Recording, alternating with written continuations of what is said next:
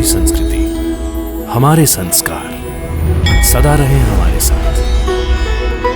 भारत की पुरातन गाथाएं और महान संतों की वाणी। सब्सक्राइब करें तिलक कथाएं।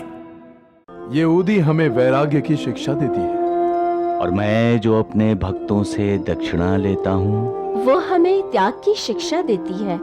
त्याग और वैराग्य के बिना माया रूपी भवसागर पार करना मुश्किल है श्यामा। ये उदी हमें बताती है कि इंसान को अपने मन में कभी ये मेरा है, ये तेरा है, ये तेरा है, ये मेरा है, ये भेदभाव कभी नहीं करना चाहिए, क्योंकि अंत में हर किसी का अंत ये भस्म ही है। साईं बाबा अपने भक्तों पर हमेशा कृपा करते हैं, उनका हमेशा ख्याल रखते हैं। हाँ, कभी कभी उनका व्यवहार कुछ अजीब जरूर हो जाता है जो हमारी समझ में नहीं आता। या आपके घर के बाहर लोग क्यों जमा है मालसापति जी? बेटे क्या हुआ इसे? इसका शरीर तो तप रहा है। बहुत बुखार चढ़ गया, उतर नहीं रहा। उतर जाएगा, चिंता मत कर। साईनाथ इसे ठीक कर देंगे। मैं कल द्वारिका माई ले जाऊंगा। द्वारिका माई में जो भी कदम रखता है उसका दुख दर्द मिट जाता है।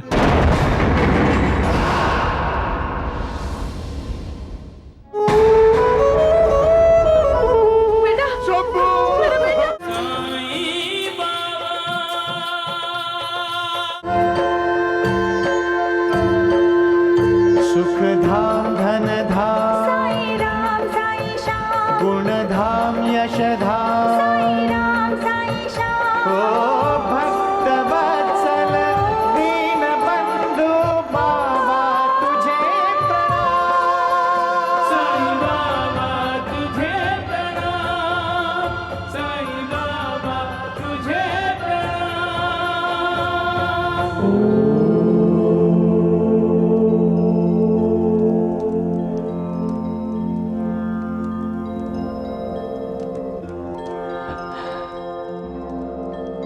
तुम सब इस वक्त कहां खड़े हो? द्वारिका माई में बाबा। द्वारिका माई कौन है? ये माई है, तुम सबकी मां।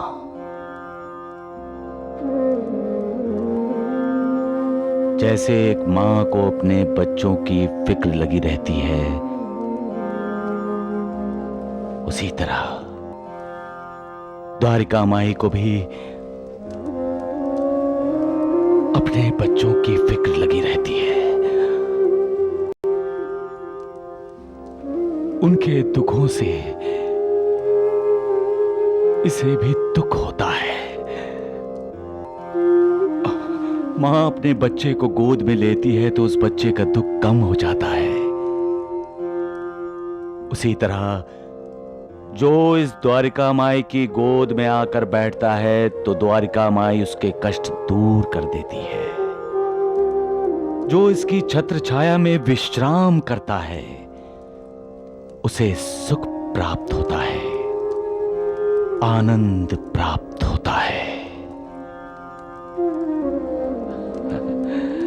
सबका मालिक एक। अनंत कोटि ब्रह्मांड नायक राजा विराज योगी राज परब्रह्म श्री सच्चिदानंद सद्गुरु साईनाथ महाराज की जय।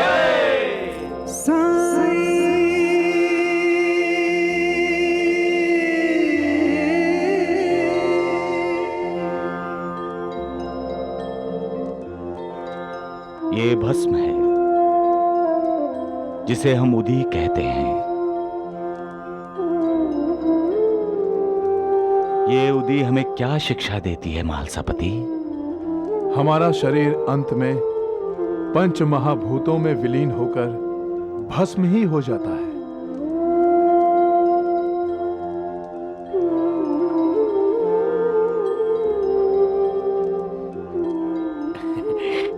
ये संसार मिथ्या है, भ्रम ही सत्य है। ये उदी हमें वैराग्य की शिक्षा देती है। और मैं जो अपने भक्तों से दक्षिणा लेता हूँ, वो हमें त्याग की शिक्षा देती है। त्याग और वैराग्य के बिना माया रूपी भवसागर पार करना मुश्किल है श्यामा। ये उदी हमें बताती है कि इंसान को अपने मन में कभी ये मेरा है, ये तेरा है, ये तेरा है, ये मेरा है, ये भेदभाव कभी नहीं करना चाहिए, क्योंकि अंत में हर किसी का अंत ये भस्म ही है। ये उदी प्रभावशाली है। जो इसे माथे से लगाएगा, पिएगा, उसके पाप ताप शाप नष्ट हो जाएंगे। मेरे भक्तों को ये उदी स्वास्थ्य, समृद्धि, चिंता मुक्ति और सांसारिक लाभ और खुशियां देगी।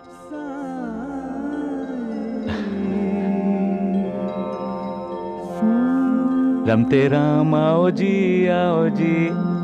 उदिया की गुनिया लाओ जी। महालसापति, बाबा आज बहुत खुश नजर आ रहे हैं। हाँ, लगता है कि बाबा का प्रिय भक्त आने वाला है। रमते राम आओ जी, उदिया की गुनिया लाओ जी। रमते राम आओ जी, उदिया की गुनिया लाओ जी। अरे महालसापति, जाओ घर जाओ, जाकर भोजन करो। अरे मेरी भाभी तुम्हारा इंतजार कर रही है। जाओ जाओ, जल्दी जाओ। अरे देखिए,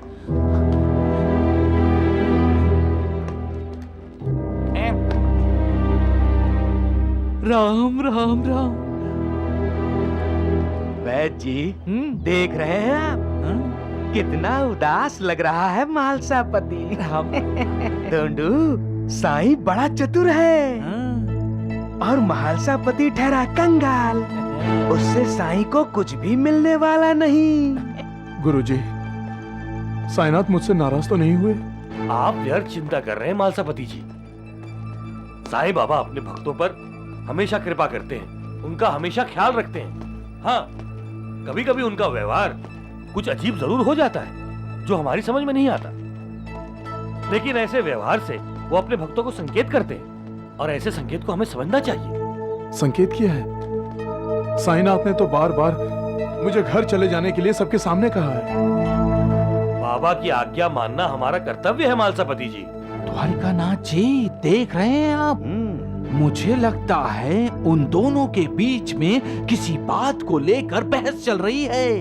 अरे बहस क्या वैद्य जी, मुझे तो लगता है इन दोनों ने फैसला कर लिया है कि अब कभी द्वारिका माई में कदम नहीं रखेंगे। अरे राम राम राम। आज के प्रवचन में साईं बाबा ने क्या कहा? द्वारिका माई सबकी माँ है। फिर माँ ने मुझे अपने से दूर क्यों कर दिया गुरुजी? महालसापति जी, साईं बाबा ने यह भी तो कहा कि माँ को अपने बच्चों की हमेशा फिक्र लगी रहती है। साईं बाबा को हमारी फिक्र है, इसीलिए उन्होंने आपको घर जाने के लिए कहा होगा। चलिए आप आइए।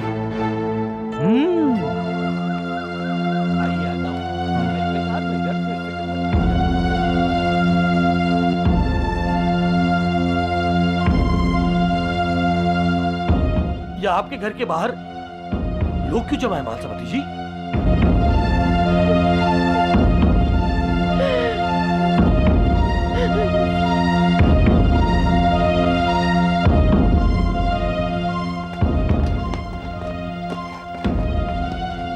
तुकाराम, तुकाराम, क्या बात है?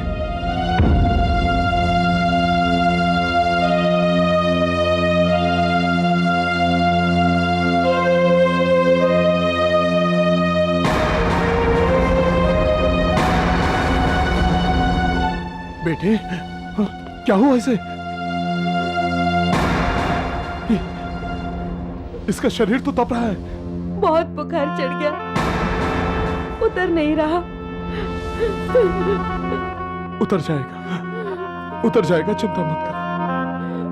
साईनाथ इसे ठीक कर देंगे। मैं कल द्वारिका माई ले जाऊंगा। द्वारिका माई में जो भी कदम रखता है उसका दुख दर्द मिट जाता है। बाबा,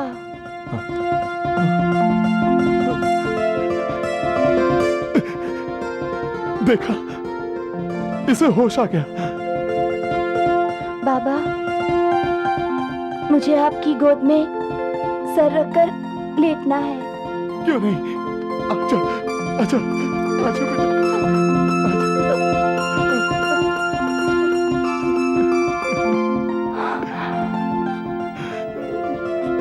बाबा, गाइए ना, सिर्फ एक बार साईं बाबा वाला गाना गाइए ना। हाँ बेटे, हाँ। साई कथा अनंत है, साई नाम अनमोल, जन्म सफल हो जाएगा, साई साई बोल।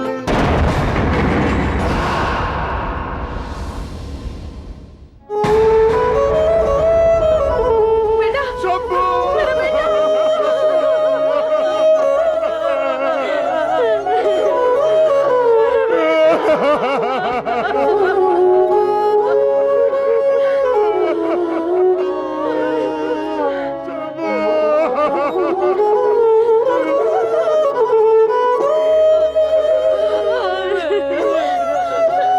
साईं बाबा!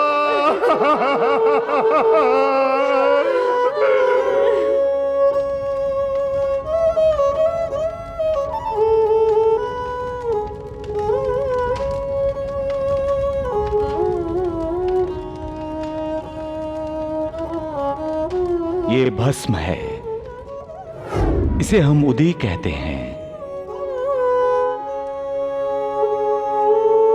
ये उदी हमें क्या शिक्षा देती है मालसापति? हमारा शरीर अंत में पंच महाभूतों में विलीन होकर भस्म ही हो जाता है। मालसापति, धीरज।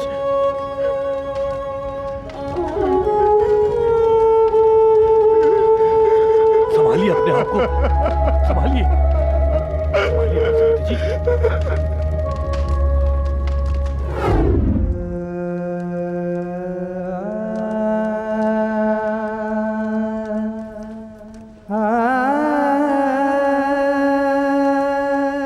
बाबा,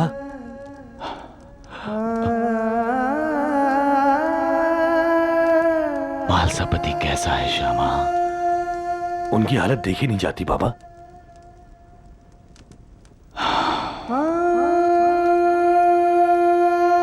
आप सब जानते थे बाबा कि मालसापति के बेटे की मौत होने वाली है, इसीलिए आप उन्हें घर जाने को कह रहे थे।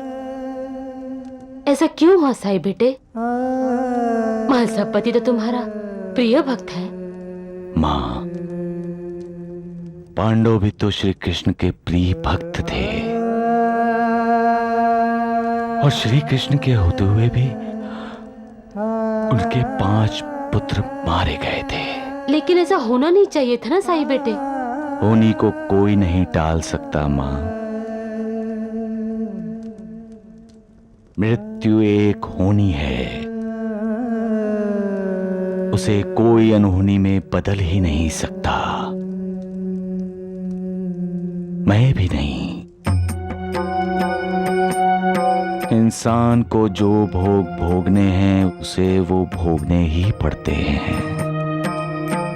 भाईजा भाई, अगर मालसापति जी अपने घर नहीं जाते ना तो उनकी अपने बेटे से आखिरी मुलाकात नहीं होती। सबका मालिक एक। मालसापति।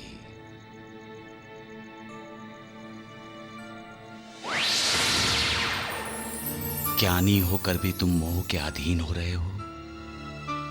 कब तक शोक करते रहोगे? कब तक? अब तुम्हें भी समझाना पड़ेगा। कि मौत दुनिया की सबसे बड़ी सच्चाई है जो अटल है।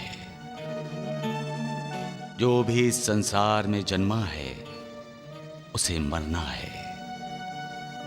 ना कोई हमेशा के लिए जिंदा रहा है न रहेगा, फिर ये शोक क्यों? अपने आप को संभालो महालसापति, सच्चाई को भूलो मत।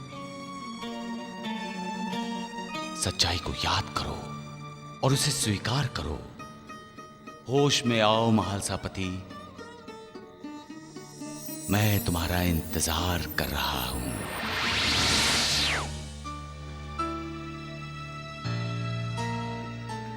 जो भी इस दुनिया में जन्मा है उसे मरना है। ना कोई हमेशा के लिए जिंदा रहा है न रहेगा, फिर ये शोक क्यों? अपने आप को संभालो महालसापति, सच्चाई को भूलो मत।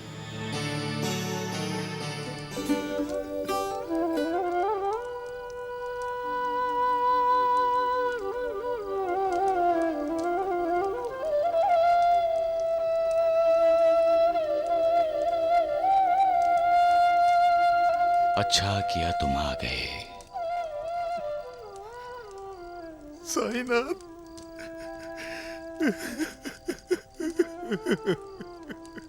महालसापति, जब तक ऋणानुबंध है तब तक एक इंसान का रिश्ता दूसरे इंसान के साथ है, चाहे वो मित्र हो या पुत्र। तुम्हारे और तुम्हारे पुत्र के बीच कर्ज का रिश्ता इतना ही था। साईनाथ,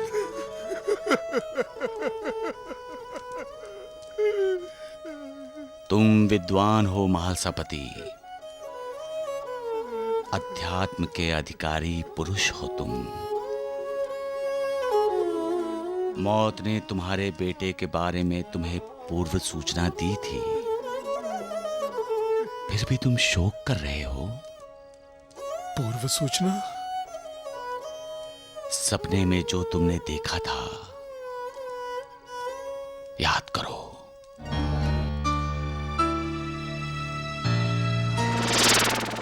बस लिए उठाए और लाए कृपा निधान, भक्त राम के मिलन।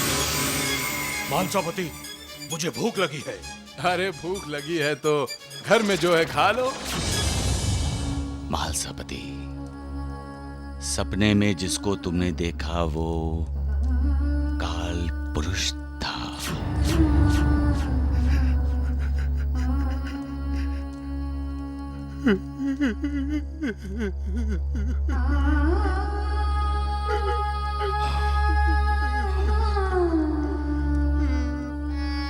बाबा, मुझे क्षमा करो। रो लो महालसापति, जी भर कर रो लो। अपने दिल का दर्द आंसुओं द्वारा बाहर निकाल दो।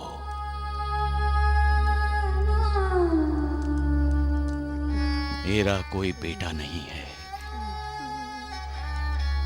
लेकिन बेटे की मौत पर बाप के होने वाले दुख को जानता हूं और अच्छी तरह से महसूस भी कर सकता हूं। दुख मुझे भी हुआ है, क्योंकि इस संसार में मैं लोगों को दुख दर्द से राहत दिलाने आया हूं और लोगों को दुखी देखकर मैं खुद दुखी हो जाता हूं।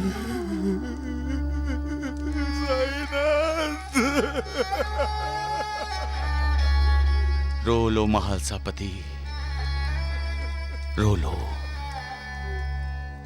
लेकिन ये याद रखो जो अपने आंसू पीकर दूसरों के होठों पर हंसी लाता है वो महात्मा होता है। अपने लिए तो सभी जीते हैं महालसापति, जो दूसरों के लिए जीते हैं वो मालिक की कृपा के भागी बन जाते हैं। रो लो महालसापति, जब तक रो सकते हो रो लो। सबका मालिक एक